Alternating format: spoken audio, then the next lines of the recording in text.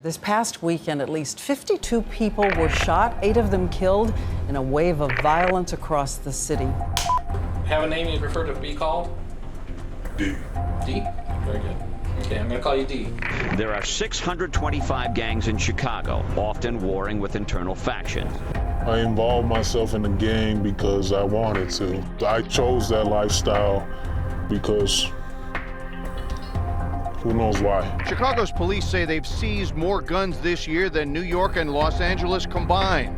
I like the metal in my hand. I like to do a lot of things that a lot of people didn't want to do. Their 17-year-old was found shot to death just this morning.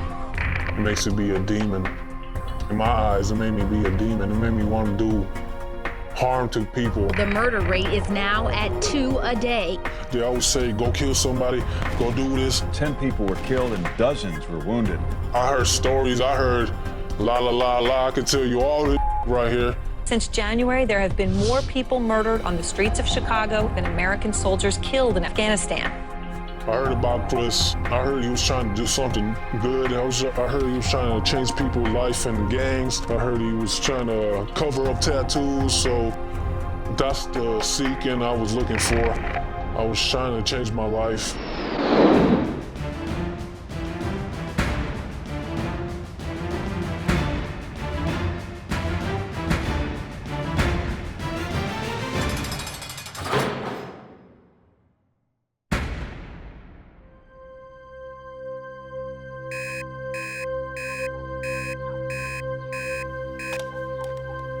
Helping people is messy. When you help people, you don't keep normal working hours. You're up early. You close up shop at 2 a.m. because your client couldn't get there till 11. Your back hurts at the end of the day. Your fingers are still numb in the morning from the vibration of the tattoo machine. 9 people were killed and 2 more were gunned down just... If the only place you learn about gang members is on the evening news, you're missing half the story.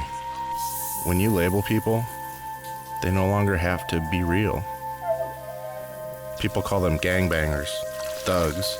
Those terms just don't work for me. Growing up, some of my best friends were gang members. I've laughed with them. I've cried with them. I've buried them. Senseless. Later, I changed. But there are still days I feel those streets in me. They're a part of me. But the world's pain goes beyond gang members. They're sex trafficking victims. Victims of domestic violence and abusive relationships. People who have been taken advantage of. People who have made mistakes. I don't judge them. I just do what I can to give them a hand up. I'm nothing special. I just run a tattoo shop. And if you've got a mark on your body that's holding you back, we'll cover it or remove it, and we'll do it for free. Because that's what it's all about at INK180. I was what police would term a known associate, meaning I'm not involved in the gang, but I'm pretty close to the ones who are. And they'd say things like, man, Chris, I wish I could get rid of these old gang tattoos. This just isn't my life anymore. I'm a family man now. It's just my way of being able to help them by covering or removing those old tattoos that marked really what their old life represented.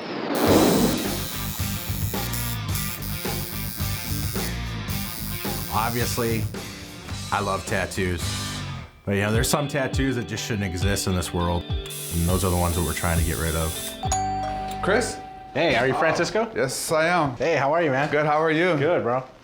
Finally to meet you. Nice to meet you, too. Yeah, I would like to get these removed, if possible, this little crown on my ear. When my guys come out, they relate to Chris. You know what I mean? He's down to earth. He's been through some stuff himself. How'd it come out after that first one?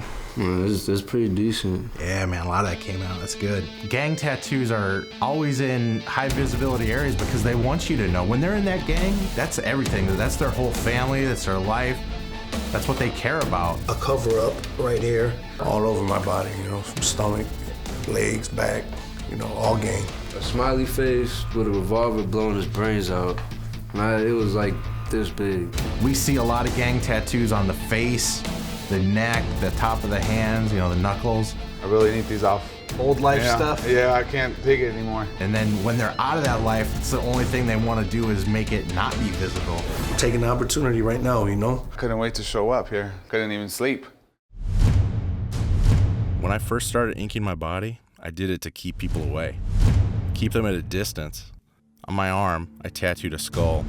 That was me. A steel mask you couldn't get through. After my life changed, the art on my body started to tell a different story. Told of the power of good to battle against the old nature. Told of my faith. Told people who I serve. Now my tattoo work opens so many doors for me, to people who need help. People who came from a world like mine, or so much worse. You know, not every kid that's in a gang joined the gang because he thought it was cool. You know, a lot of people are forced into joining gangs. You don't wake up in the morning and say, you know what, I want to go be a gangbanger. But these kids are forced into it to go make money or to protect themselves or their families. My mom, she started to do drugs. She started smoking crack cocaine when me and my little brother were probably about 11. My dad was an alcoholic. From work, he'd go to the bars. And from the bars, he would come home and begin to just beat my mother. Both of my fathers were incarcerated all their lives and in and out of prison, so I really never had that role model. No power, no water, no heat, barely eating. My little brother got hit upside the head one time for making a bowl of ramen noodles. And he would begin to smash our head into plaster walls. You know, where it's got the cage mesh and all that. It's not like nowadays drywall. It'd be one swoop and you're through the wall. Here, there's resistance. And that's what made me want to move away from the home and go out into the streets, not having nobody to talk to, nobody to be there for me. You know, and me and my little brother and anybody else just went out there in them streets and it ate us up.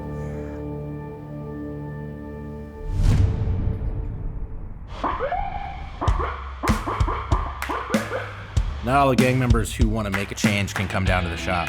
So we have a mobile unit that helps us do removals in the county jail. Okay, this one here?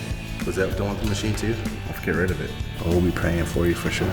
There's a number of ways that you can remove tattoos. When we do treatments on the inmates in the jail, we use an IPL device, which is an intense pulsed light because we can't bring needles inside the jail. When we're doing a removal in the shop, we use basically the same method that we do to apply a tattoo. Same machines, same needles, same tubes, same process. We're just really untattooing it. We go over the area with a 14-round shader needle to open up those top 2 layers of skin to access the ink level. Then we apply a product for 10 minutes that starts withdrawing the ink from the body.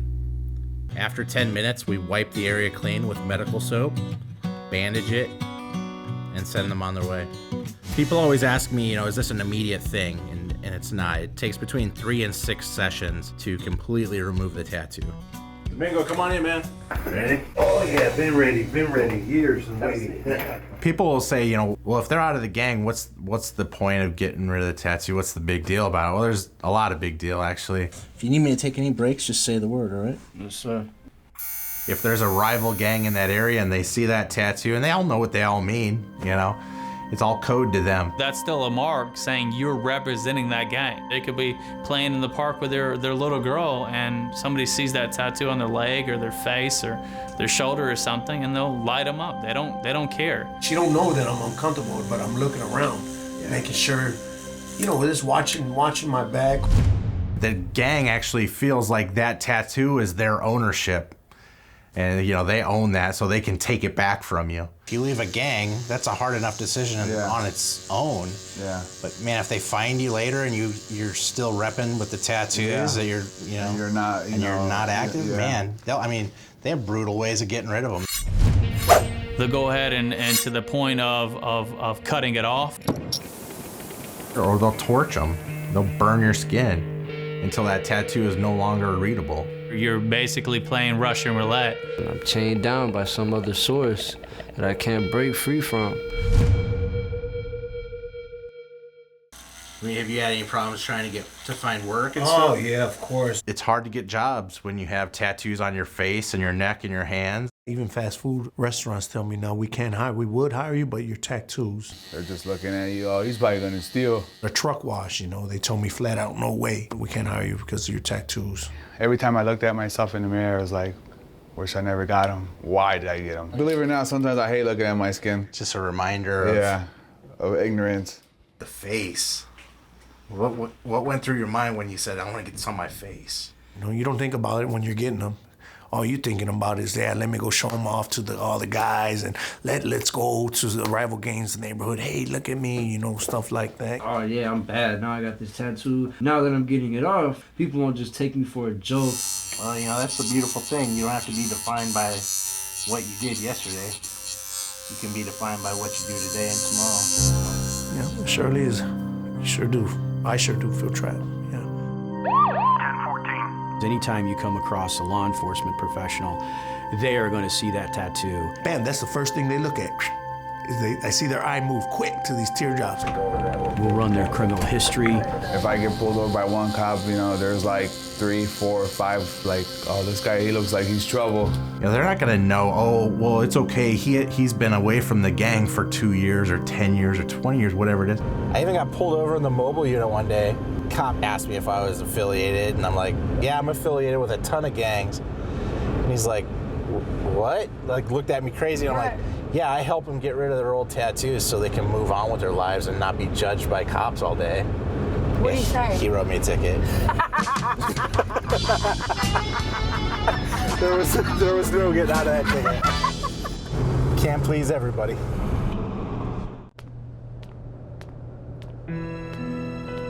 So many of these kids that are coming out of gangs talk to me and like, what was it about the gang? And they're like, man, they were like my family. They were my family. I get kicked out of my mom, she put me out, I go over there, they, oh, take a beer, brother, or take some smoke, or go and get you something to eat, or go and sleep. You can't do that in my house. A lot of these kids are self-parenting, you know, and then they're joining the gangs and they're being parented by the leaders of the gangs. They got older guys, you know, come here, kid, you know, like family members, I'll be your dad, you know, this is what's happening. And, you know, a kid like that, a vulnerable kid, like how I was, yeah, of course. Being desperate for company, being desperate for people, for love, and somebody coming and pulling the wool over your eyes, you know what I'm saying? That's basically how it happens. It's just crazy how quick and how evil that brainwashing goes to get an innocent kid and turn them into a straight killer. When you bring them in, they're good recruits because they're willing to do anything. Just like I was willing to do anything for the gang. I was willing to lay my life down for the gang. And that's what you're looking for. And then use them and abuse them and leave them in the penitentiary to die. When you were locked down, how many of those friends and family members came to visit you? Oh, no one. Yeah. The only one that came visit was my mama. Yeah. That's the only family that really matters, You know, they learn the hard way. Initially, it's like a brotherhood. It's like a family because it's, you know, a bunch of guys that don't have dads a lot of times that are looking for that male role model, and they band together like brothers, and then when things get bad, they turn on each other, and then, you know, all hell breaks loose. My best friend died about like 3-4 months ago. He was killed by one of our own gang members. So, you know, that really hit hard. I seen where I had friends get stabbed, killed, you know, all for nothing. But that same so-called family member is quick to turn on you as soon as he gets that older. It's like a switch, turns on you, you guys never even met. That really hurt. I mean, I don't really know what I'm trying to say, man. I'm thinking about this dude right now. I'm sorry, man. I've seen a lot of loss in my life, and I've dealt with a lot of loss. And if I can help one mom not stand in a funeral home and cry over a casket for her 15-year-old baby, if I can help take a bullet out of a gun and keep one more kid alive to fulfill their dreams, this is what I'm gonna do. This is why I'm here.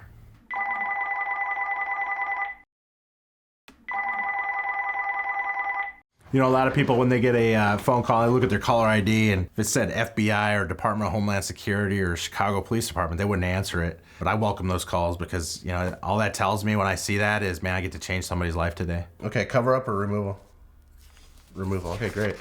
We would get a hold of Chris and we would say, we've identified this person that wants to get out of a gang. They're ready for that step. Can you help him out? Oh, you want to do it today? Yeah, we'll make it happen. We'll make it happen. If it's a paid client, he'll cancel it, and then we lose out on the money. And I was looking forward to doing it tonight, too. A lot of people do tattoo removals, but Chris does it for free. When gang members find out that they can get it done for free, they're ecstatic. God's made so many blessings in my life. Ever since I came to INK180 and met Chris and I've called doctors, made appointments, looked into the thing. It's very costly to get it removed, you know? Oh yeah, it's ridiculous. Oh, very costly. I ain't a rich guy, you know. I can't go and get, you know, surgical remove. These people just don't have the money. I mean, hell, they don't have the money to eat. I'm giving them candy just so they don't pass out during the procedure because they haven't eaten in 2 days. 75% of this business is free business. 25% of it is paying business. He's gonna reschedule at some point. Okay, make sure we get that. It's a big tattoo. It gets frustrating every month when we're down to the 2 or 3 days before the rent's due, and he's freaking out because we don't have the money. You know, in a sad way, it's almost become a game just to see how lean we can run and still get the bills paid, and you know how many of these tattoos we can get rid of every month. When you see Chris, when you talk with him, you know that he genuinely wants to help people.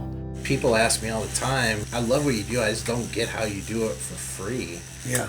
And I'm like, well, that's because you don't get to sit and hear the stories that I get to hear. Oh, yeah. How, I bet. You know, people's lives are changing. We get to, you know, have a front row seat to watch God work in people, you know? Mm-hmm. That's pretty cool to me.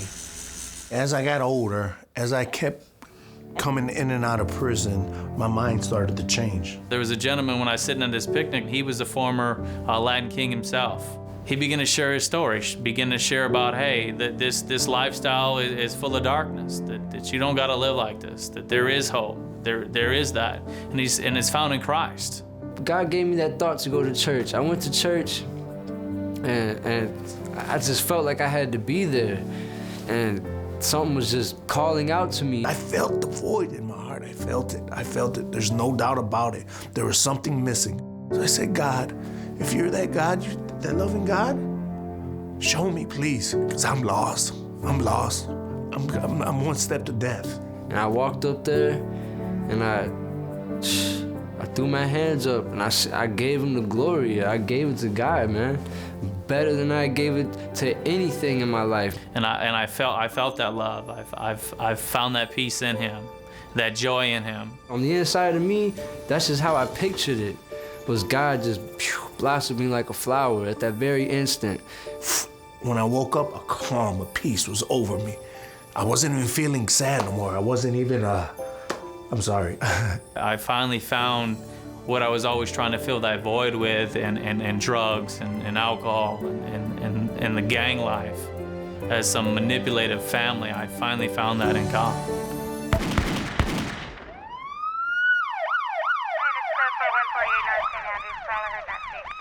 When I got out of church that night, I found out my friend had died. And I had the choice, you know, I had that choice to throw the phone down, forget everything I just heard in church, forget everything that I just told God I was giving up for him. I could have forgot all of that and just went right back out there and went looking for the guy who killed my friend. But I didn't. I said, man, you know, this is a new me. I'm not that person no more. And, you know, I never looked back.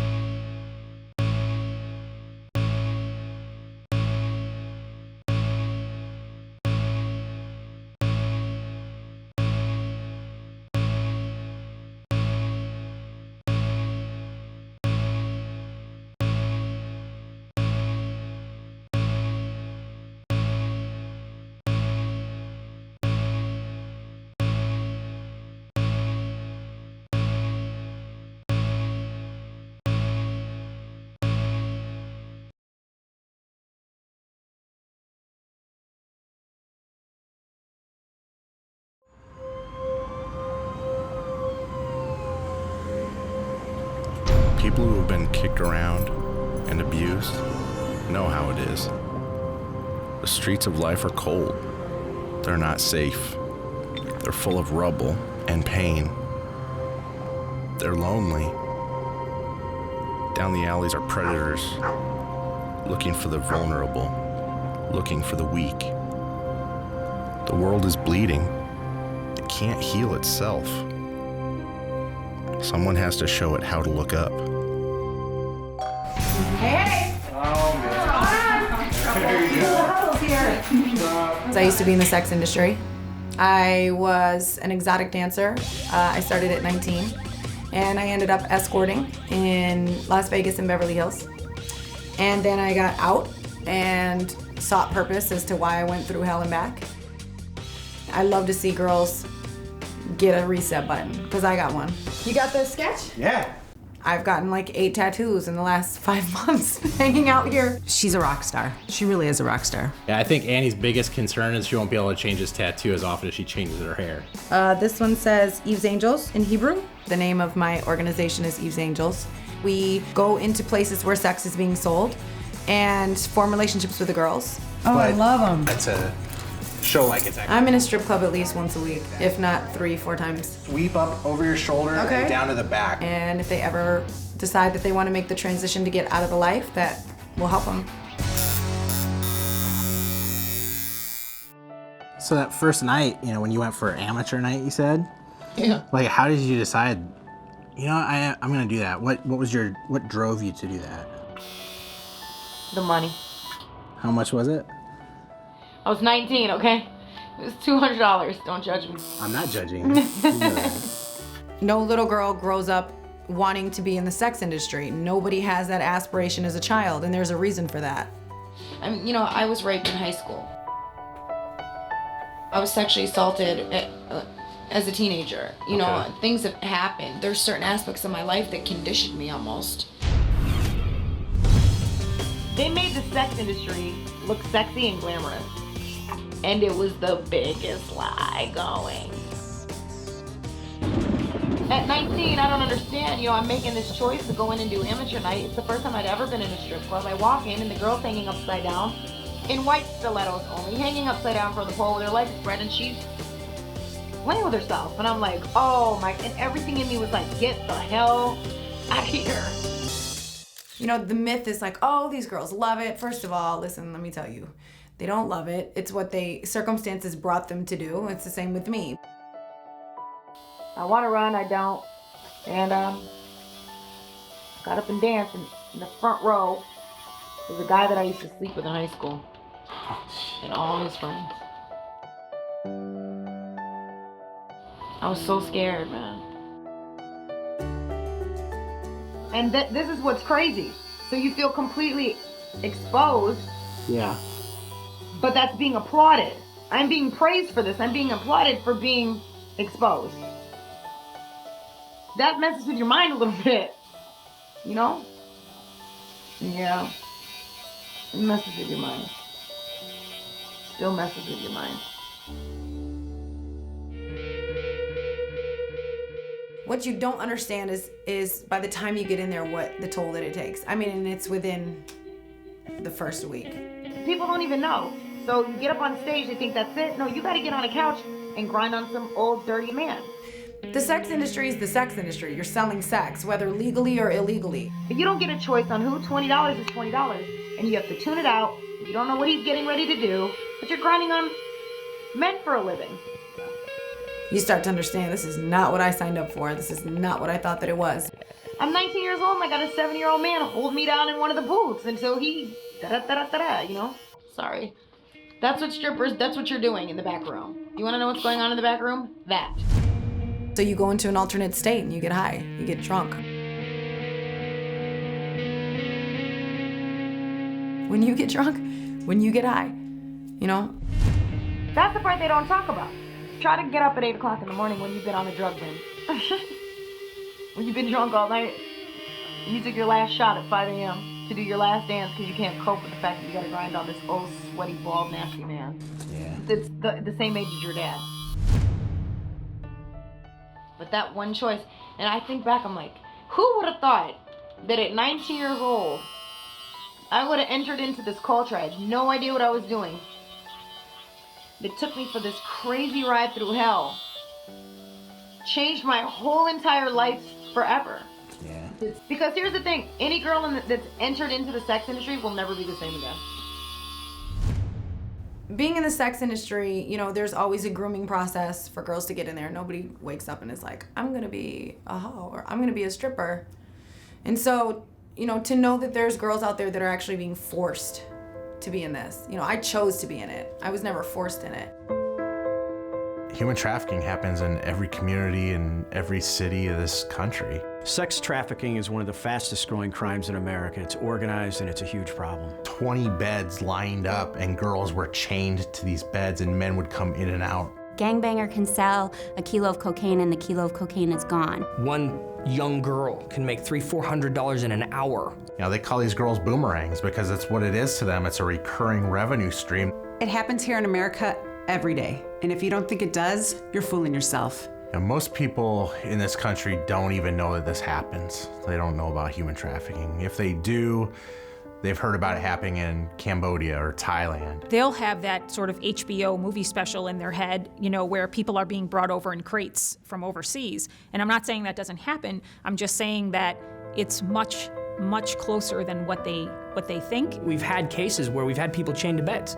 We've also had cases where we have a 15-year-old girl and her boyfriend who is having her have sex with other people, and he's making money on it, where she considers that to be what you do for love. It can be anything from the victim stereotype of walking on a street corner, scantily clad, high heels, and it can be something as insidious as selling your own child.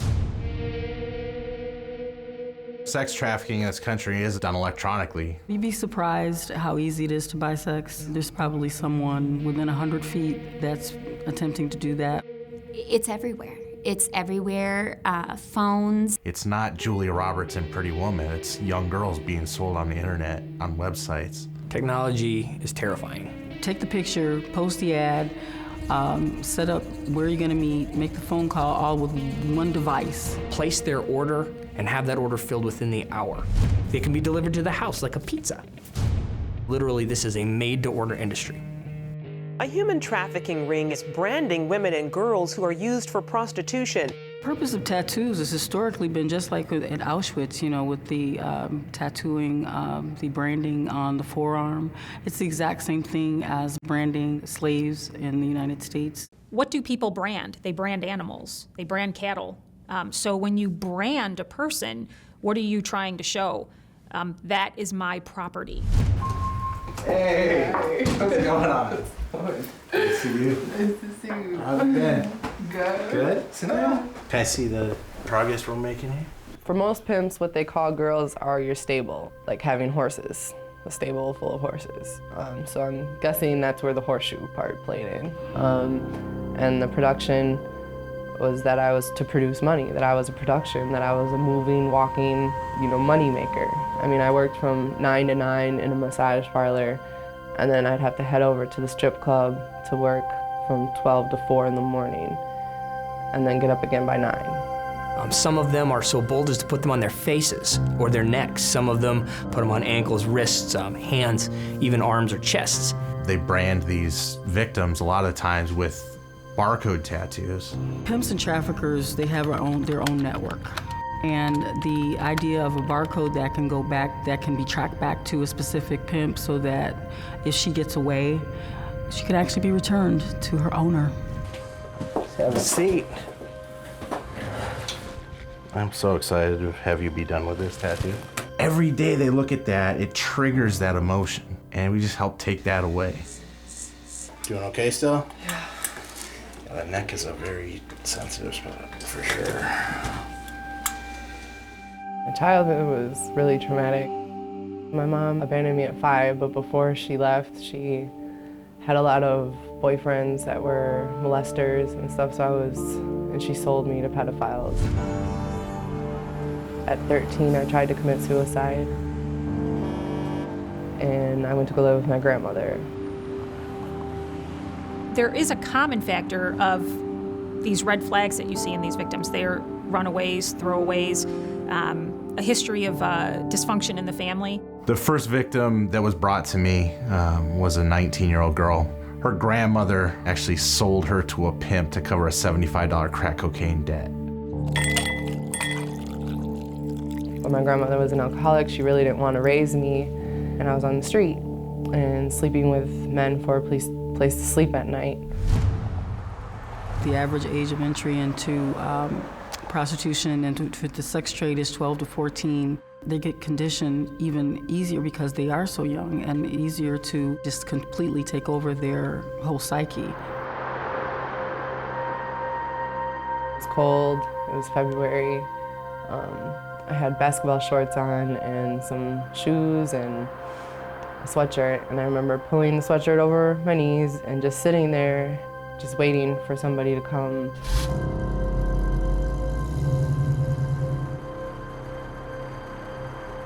A known drug dealer had drove by a few times, and he stopped and he had me come get in his car, and he told me today was my lucky day.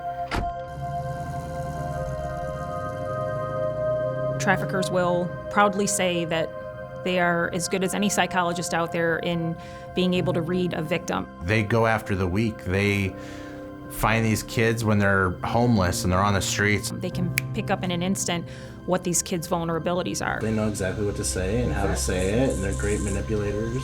I remember thinking, like, hoping and praying that behind those doors was everything that I had needed, everything that, he promised in the car.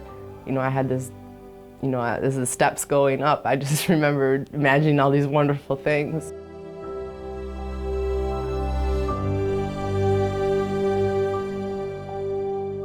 Inside, there was 3 girls, and they're dressed what I thought at 17 looked like supermodels, because they had, short skirts on and very high heels, and their makeup was all done. And the man introduced himself as Kelly Mack.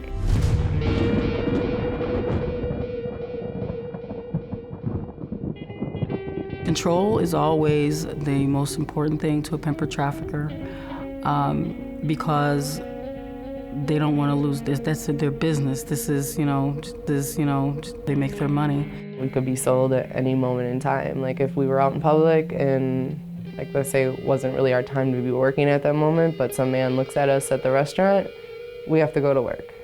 If we're at the gas station and somebody looks at us a certain way, go to work, get his money, and don't come back without it.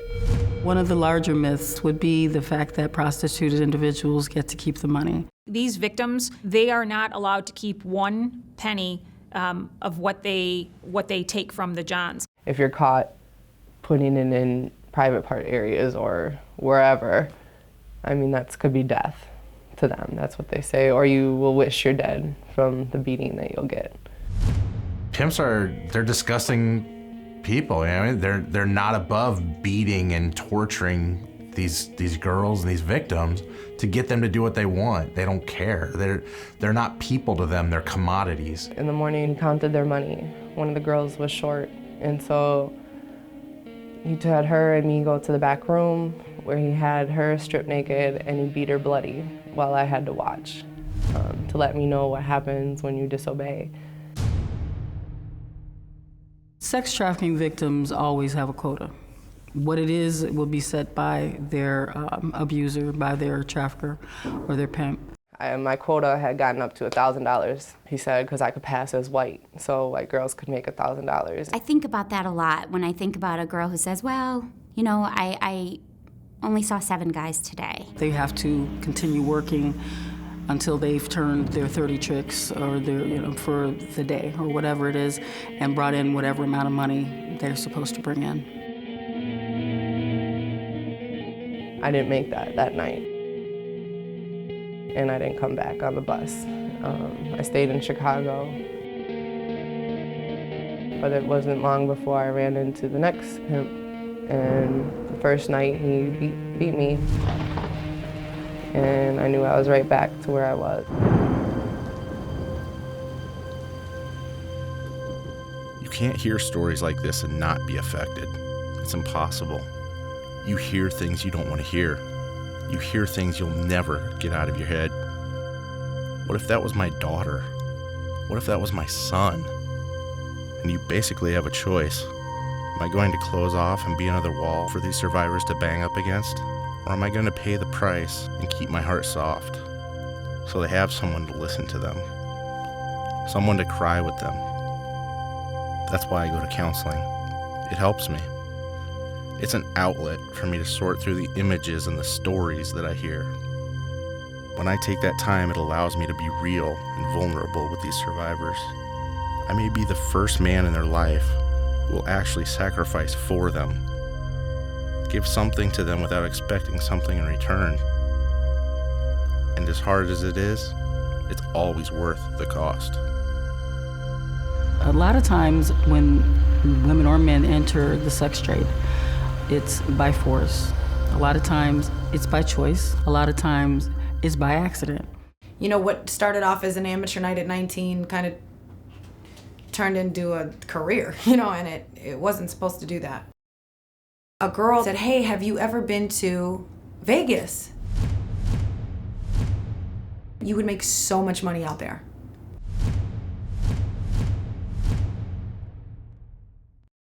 When we got out there, she said, "You know, I'm an escort." Kind of like, surprise, she didn't tell me before I got out there. And I said, "Oh, I would never do that." And again, you know, you start to get your mind changed. You start to believe that you are a sex object. That's all you're good for. Right. That that's your identity, is what you look like. The opportunity arose out in Vegas, and it was like, "Hey, listen, he'll give you $1,000. It won't take more than 20 minutes, and then we can road trip." Well, what's once? You know, it's not going to be that big of a deal. And so I did it, and you know, the reality hit me. I was like, I'm a hooker, you know? Where do we go now? And that's what I struggled with, and the lie that I was believing was, well, I did it now, there's no going back. Yeah. Now all of a sudden I'm in the heart of Beverly Hills in the La Hermitage Hotel, and I'm making, you know, thousands of dollars just within hours. But, you know, the price that it pays on your soul, do people say, "Oh, girls love it, it's such easy money." Listen, nobody wants to be a hooker, you know? Because whether you're standing out on the street and you're getting $20 or you're in the hotel, again, you know, money is money, but at the end of the day, you have to wake up and look at yourself in the mirror. One time I took so many pills. It was ridiculous that I was alive, and I was mad. I was so mad. I'm like, why am I keep waking up? Why would you wake me up? I don't want to be here anymore. And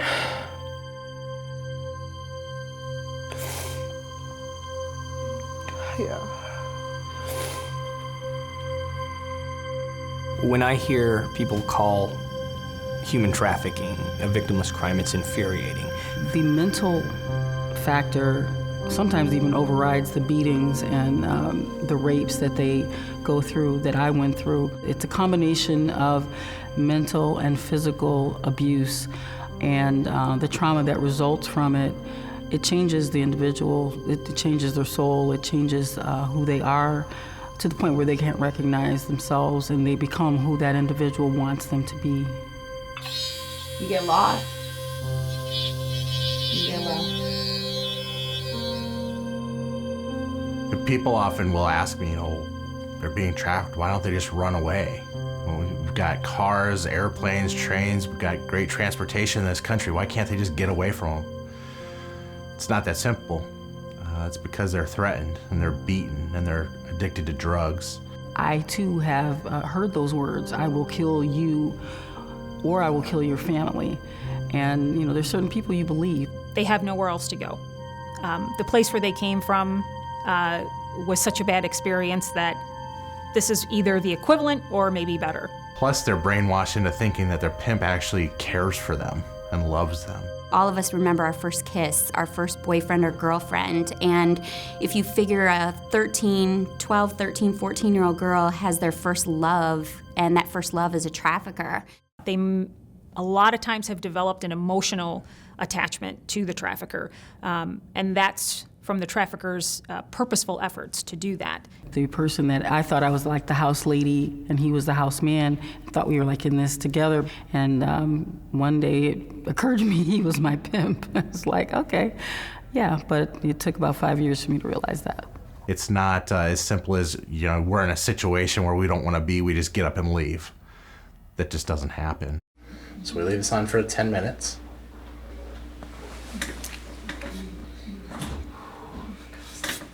Stings a little bit. There's saline in it. And so now I had a child, but it was also a way that he could manipulate me, because then he had my son 6 days out the week at a different house while I worked, and then I was allowed to see him on Sundays, was my day off.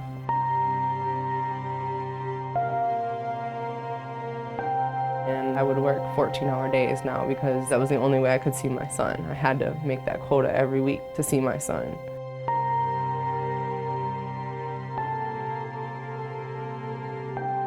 He said my son was kicked out the family and that I wasn't a good mom anyway, and I got off the phone with him and I called the police immediately and I said, my pimp is telling me to leave my baby on the side of the road or at the police station or fire station. Can you please come help me and my son? We had no money or nothing, and you could only stay at the shelter for 6 weeks. And so I used that time to go prostitute myself because I knew we needed money to get out in 6 weeks, because then we were back on the street again. I didn't want to be that mom. I'd always wanted to be a good mom. I had, heard about people in church saying, like, when you dedicate your life to Christ, things will change and he'll be your provider and stuff like that. And so I said, I don't know what else to do. God, I'm gonna quit. I'm gonna quit everything. I'll put that aside. I'll go back to the shelter if you just give me a new life. Give me a new life. And he gave me a new life. He gave me a purpose. He showed me that why he kept me alive. He showed me that there was a reason for everything that's ever happened to me. And he was gonna use it. And so, that's who I am today.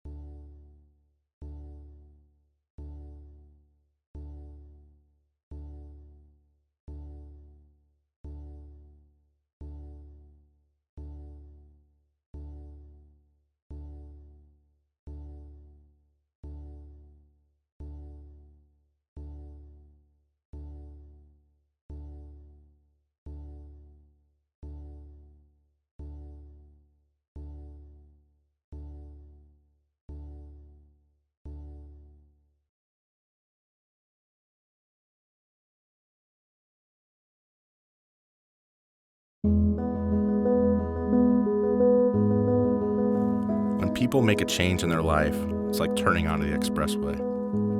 Things pass us by. Things move. We'll only see them again in our rearview mirror. The road is long for all of us. It's full of detours. It's full of rain and bad conditions. And if you keep your eyes on the horizon ahead of you, before you know it, the parking lot is long gone. It's hardly a memory. Just keep driving forward, mile by mile. And eventually, you're going to look out the window and you're going to realize, wow, I'm somewhere else. I'm somewhere amazing.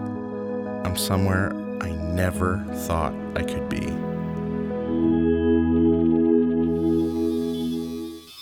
Find out a couple months later I'm pregnant. Wow. I'd had abortions, in the past, and I went to schedule another abortion appointment because that's what I did. I didn't know any better. Okay. So, that just touched me. I couldn't sleep. I was so uncomfortable with that decision, and I had never felt this way. So I prayed and asked God. I said, I don't know if you're real or you can hear me, but I don't think you want me to do this, but I'm not going to stop it. You have to stop it. I didn't have any sense, so this is just what I I'm a praying atheist in the middle of the night. You get what I mean? I'm doing the best I can with what I got, and I had to make 5 different appointments, and they all got canceled. Wow. Is that crazy? No, that's God. I know. And a month after my son was born, I'm on the phone with my sister, and I have this thought in my head, and it's loud. Like, you know how like when a song gets stuck in your head? Yes. And it's annoying? Yeah. It was like that, but it was like this. Matthew 4:16. Matthew 4:16. Matthew 4:16. Mind you, I'd never read the Bible, okay? I was like, Matthew 4:16. It's repeating itself over and over and over into my head. She's like, that sounds like a Bible verse. I'm like, oh, here she goes, right? I'm like, well, read it, and then I gotta go. So she got her Bible out. I didn't obviously have a Bible. Yeah. And it said, those that have sat in darkness have seen a great light. For those sitting in the shadow of death, light has dawned.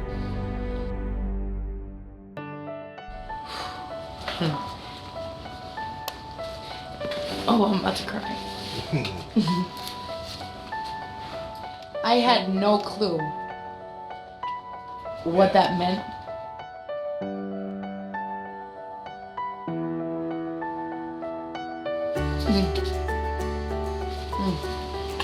But the next day, it hit me.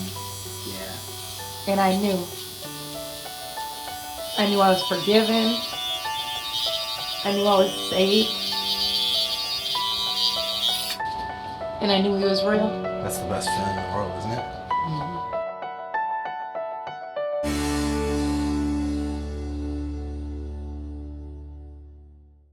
Hey. Hey, how are you? Good, how are you? Good. Good to see you. So let's take a look. What are we going to do today? I have some scars. Yeah. That I would like to put a little something over. So what are these? Are these self-injuries? Yes. My tattoo is covering my scars from self-mutilation, from cutting.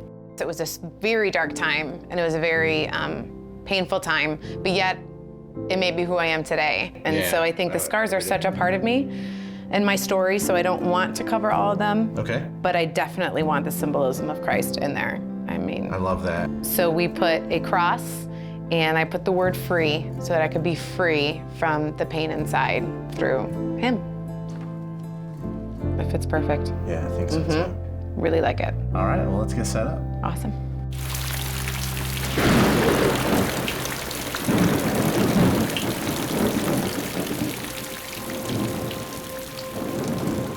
I can remember being in the shower, looking at myself and thinking of how desperately ugly and disgusting I was. When that started getting stirred, you look for release. I remember the razor in the shower. I grabbed it, and instead of just shaving your legs nicely, I just sliced my legs. And I think that's when it began.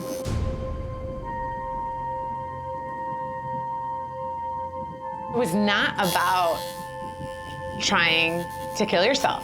Okay. It's about trying to find a release. It's about trying to control the pain and the anguish that's so deep and internal that nobody can help you get out or fix. Every time I cut, there was no pain. None at all? None at all. So you don't feel the physical pain. How does that work? Is it because the emotional pain is so deep that's what you focus on and not the physical pain of the actual cutting? Yes, the pain is so excruciatingly deep and dark. And, you know, usually there's some kind of situation that probably lent you to that time of cutting. Okay. That you get to a place of complete numbness and you do cut and you do release. And then I think that is when some of the tears or when some of the pain or that comes up afterwards almost. Yeah. It's almost not a body experience. It's not like you're thinking about, I'm, you know, grabbing my knife, I'm grabbing my razor, I'm grabbing my piece of glass, I'm grabbing my mirror, and I'm gonna go cut myself. You just know that this is the one thing I have found that can give me some sense of release and some sense of feeling the pain, if that makes any sense, of some sort of putting your inside, like putting it together, putting your body and putting the emotions together. It's just the one way you can connect it somehow.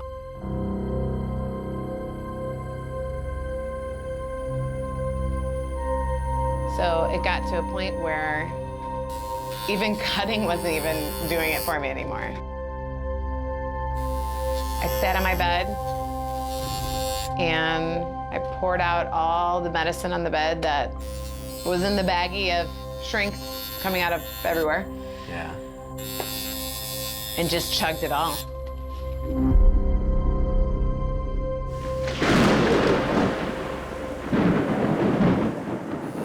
I had come out of my bedroom and I sat on the couch. And all of a sudden I felt like, I don't want to die. I'm not looking to die. I just want help. I just want somebody to help me. Yeah. And that's where I felt like I vividly hear Jesus say, you're not gonna die. Wow. You are not gonna die. That's awesome. And it was the most incredible rush of happiness and joy that I never experienced for so long. And it was like the first time there was something inside of me that felt joy. And it was like, this is it, oh my God, this is what I wanted.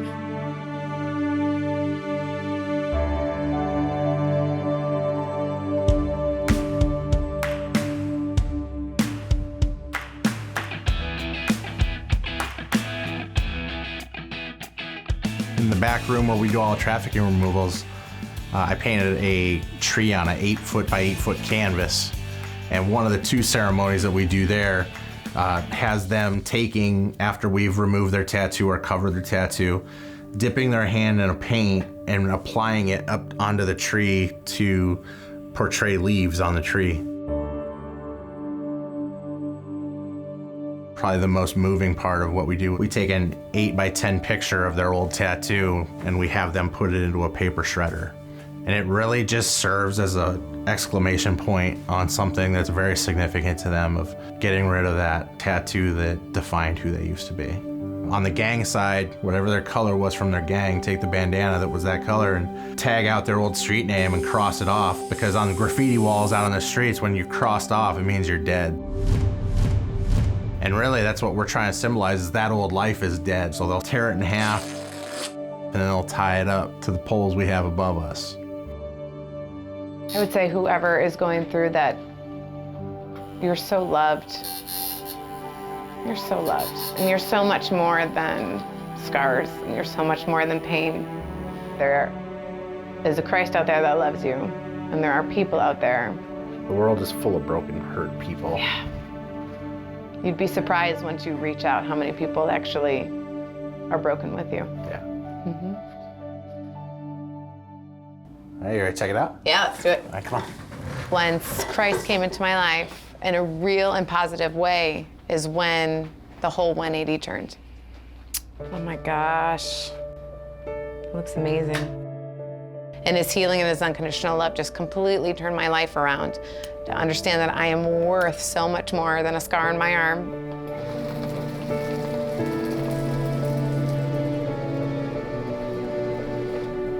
I am worth so much more than trying to hurt myself, or I am worth so much more than trying to take my life. I'm here for a reason, for a purpose, and that was my 180. I never had a purpose for my life. My purpose was being a gang member, protecting the hood at all costs, and surviving. When you see a grown man that is covered in gang tattoos that tells you he's been shot 5 times because he's got these gang tattoos, Chris covers him up or removes him, he can take his son to the pool now and not be worried for his life or his son's life. That's what's worth it. When someone sees Domingo in 10 years, they would hopefully see Pastor Domingo in 10 years. You know, I don't know what it is yet, but I know it's something to do with serving.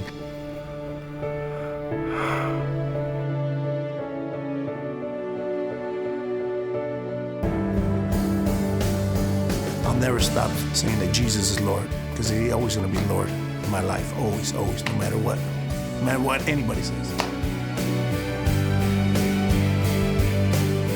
When you remove a tattoo off of a woman's neck because she's lived a jacked up life by some sick man, that's what makes it worth it.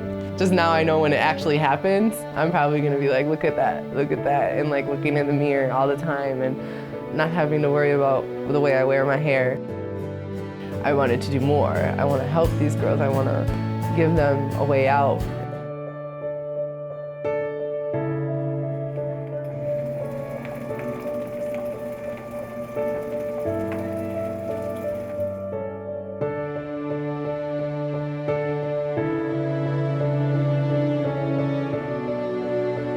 When I think of free, I think that I have a purpose, that I have value, and that I'm loved. And nobody can take that away from me. That's what free is to me. Chris Baker, INK180, it's a beam of hope. When you're stuck in a situation and you know your life is taking a left turn, who doesn't want somebody to go, hey, I love you no matter what? Who doesn't want that? I do. Oh my God, I love it. People say, you know, I just want to help one person. If everything that I went through just helps one person, I don't want to help just one person. I want to help thousands of people. People tell me all the time, oh man, it's so cool that you do that, Chris. And it's like, guys, you don't understand. I'm the one that's lucky. I'm the one that's blessed by this ministry because I get a front row seat to watch God fix people every day. Those people that people cast aside, that's what makes it worth it. I want to give back to the poor. Man, because I used to be that guy out there begging for change, trying to get food, you know, and everybody turned their nose up at me. And I know how it feels. It's a terrible feeling.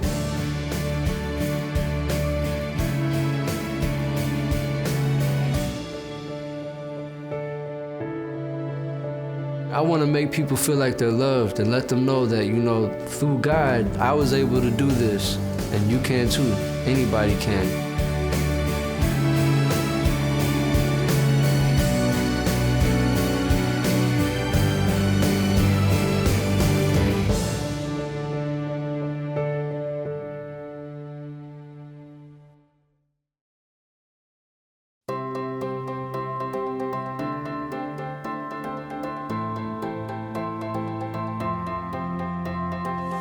Hurrah!